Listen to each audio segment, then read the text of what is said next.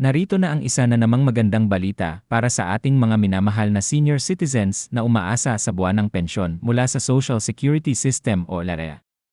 Ngayong buwan ng Abril 2025, sinimulan na ang pamamahagi ng ikalawang bahagi ng 2,000 dagdag sa pensyon na matagal nang hinihintay ng marami.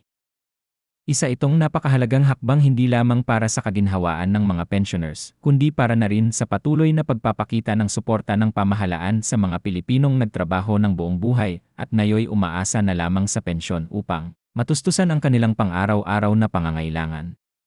Sa taong 2017 pa unang inaprubahan ang kabuang 2,000 na dagdag sa RRL pension, ngunit dahil sa kakulangan sa pondo, una lamang na ipatupad ang 1,000 noong taong iyon. At ngayon, makalipas ang ilang taon, dumating na rin ang inaasam na ikalawang 1,000 para sa lahat ng kwalipikadong pensioners. Ang dagdag na ito sa pensyon ay otomatikong idinadagdag sa buwanang natatanggap ng mga senior citizens na pensioners ng EHA. Hindi na kailangan pang magsumite ng kahit anong aplikasyon o form, sila ay makatatanggap ng mas mataas na halaga sa kanilang regular na payout sa mga bangko o sa kanilang mga cash cards. Sa harap ng pagtaas ng presyo ng mga bilihin, gamot, at iba pang mga serbisyo, tunay na napakahalaga ng tulong na ito. Kahit na 1,000 lamang ito kada buwan, malaking kaginhawaan na rin para sa mga pensioners, lalo na't ang iba sa kanila ay wala ng ibang pinagkukunan ng kita. Para sa ilan, ito ay pandagdag pambili ng gamot.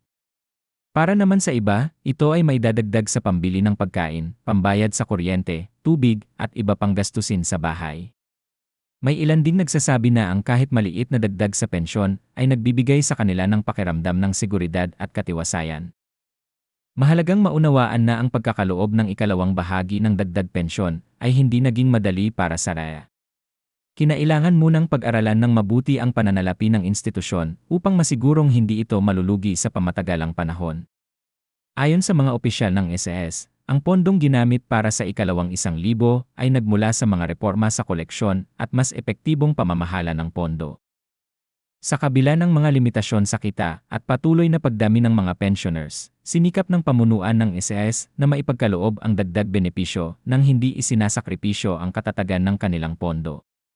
Ipinahayag din nila na patuloy nilang pag-aralan ang posibilidad ng karagdagang mga benepisyo sa hinaharap kung pahihintulutan ng pondo at batas.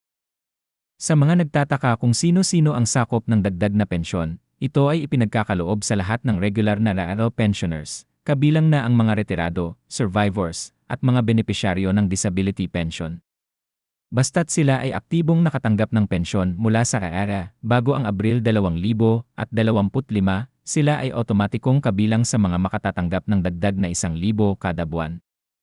Para naman sa mga bagong pensioners, sila ay makatatanggap din ng kabuuang pensyon, kasama na ang karagdagang benepisyong ito simula sa buwan ng kanilang unang pagkatanggap ng pensyon. Ayon sa RAES, ito ay isang uri ng pagkilala sa kontribusyon ng mga Pilipino sa lipunan sa loob ng maraming taon ng kanilang pagtatrabaho. Ngayon na sila ay matatanda na, nararapat lamang na sila ay alagaan at bigyan ng suporta upang mapanatili ang kanilang dignidad sa pagtanda. Marami sa ating mga kababayan ang labis na natuwa sa balitang ito. Sa mga social media platforms, maraming senior citizens at kanilang mga anak ang nagbahagi ng pasasalamat sa RAYA. May ilan na nagsabing makabibili na sila ng karagdagang maintenance na gamot na dati ay nilalaktawan nila dahil sa kakapusan sa pera. Mayroon ding nagsabi na ito ay sapat na para makabili ng ilang kilo ng bigas, asukal, kape, at gatas. Bagamat ang ilan ay naniniwala na kulang pa rin ito sa tunay na pangangailangan, hindi maikakailang kahit papaano ay nabawasan ang bigat ng gastusin ng marami sa ating mga seniors. Isa sa mga layunin ng SRA sa pagbibigay ng dagdag pensyon ay ang matulungan ang mga senior citizens na manatiling may kakayahang tugunan ang kanilang mga pangangailangan nang hindi umaasa ng todo sa kanilang mga anak o kamag-anak. Ang pagiging independent kahit sa pagtanda ay mahalaga para sa maraming Pilipino. Ang pensyon ay hindi lamang isang pinansyal na benepisyo, kundi isang simbolo ng pagkilala sa kanilang ambag sa ekonomiya at lipunan. Dahil dito, mas nararamdaman ng ating mga lolo at lola na sila ay pinahahalagahan pa rin ng gobyerno at ng sambayanan. Ayon sa RAES, patuloy silang makikipag-ugnayan sa mga miyembro at pensioners upang masigurong lahat ay naaabot ng mga bagong impormasyon tungkol sa benepisyong ito. Maaaring bisitahin ang opisyal na website ng NISAIA o ang kanilang opisyal na social media pages upang malaman ang mga updates. Bukod pa rito, available din ang kanilang hotline na 1,455 kung saan maaaring tumawag ang mga pensioners para sa anumang katanungan o paglilinaw. Nagbigay din ng paalala ang NISAIA sa publiko na mag-ingat sa mga scammer o peking mensahe na nagpapanggap na representative. Hindi kailanman hihingi ang NISAIA ng mga personal na detalye gaya ng password, o bank account sa text o tawag. Ang lahat ng formal na komunikasyon ay dumadaan lamang sa opisyal na channels ng ahensya. Hindi rin natin maaaring kalimutan ang papel ng pamahalaan sa pagsulong ng benepisyong ito. Ilan sa mga mambabatas ay matagal nang nagtutulak ng dagdag sa pensyon ng mga senior citizens. Sa loob ng maraming taon, naging usapin sa Kongreso at Senado ang halaga ng pensyon at ang kakulangan nito para sa mga nakatatanda. Ngayong unti-unti nang naipatutupad ang mga dagdag, ito ay maituturing na bunga ng sama-samang panawagan at pagtutulungan ng iba't ibang sektor, mula sa mga pensioners, civil society groups, hanggang sa mga mambabatas na tunay na may malasakit sa kapakanan ng mga nakatatanda. Hindi ito naging madali, ngunit patunay ito na sa tamang proseso at determinasyon, ang matagal nang ipinaglalaban ay maaaring maging realidad. Kung ating susuriin, ang isyong ito ay hindi lamang simpleng usaping pampinansyal. Isa rin itong moral na obligasyon ng lipunan na tugunan at alalayan ang mga matatanda na buong buhay ay nagtrabaho at naglingkod. Sa kultura ng mga Pilipino, napakahalaga ng respeto sa mga matatanda. Ngunit higit pa sa pagbibigay galang, ang konkretong pagkakaloob ng ayuda ay mas makabuluhang pagpapakita ng tunay na paggalang.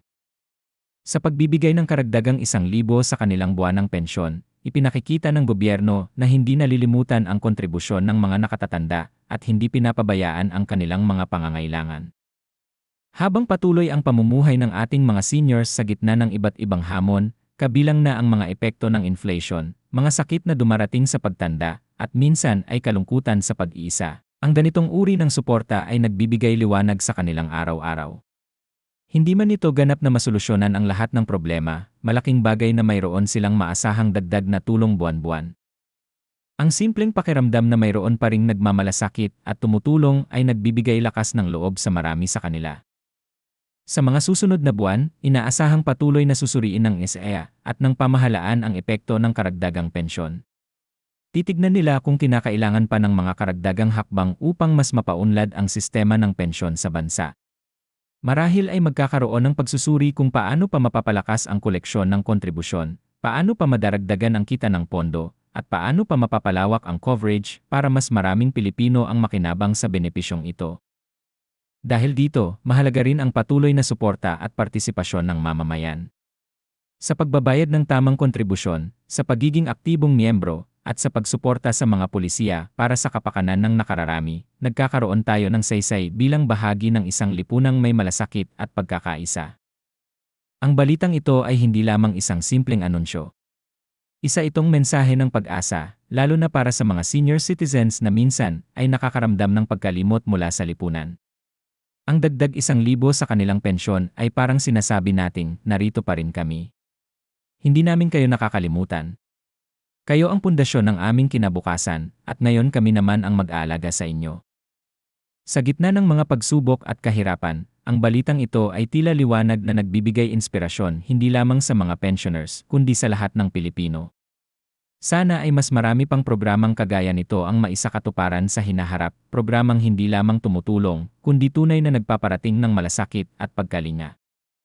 At sa pagtatapos ng balitang ito, dalangin natin na sana ay magpatuloy pa ang ganitong uri ng tulong. Ang ating mga senior citizens ay nararapat lamang na igalang, pahalagahan, at suportahan. Dahil sa kanilang pagsusumikap at sakripisyo, tayo ay may kinabukasan. Kaya naman nararapat lamang na sa kanilang pagtanda, masiguro nating sila ay may dignidad, may ginhawa, at higit sa lahat, may pagmamahal mula sa kanilang pamahalaan at kapwa. Patuloy nating ipaglaban ang karapatan ng bawat nakatatanda na mabuhay ng may kalidad at kasiguruhan. Sa pamamagitan ng simpleng dagdag na pensyon, isang malaking hakbang na ang ating naisakatuparan tungo sa mas makatarungan at maunlad na lipunan para sa lahat.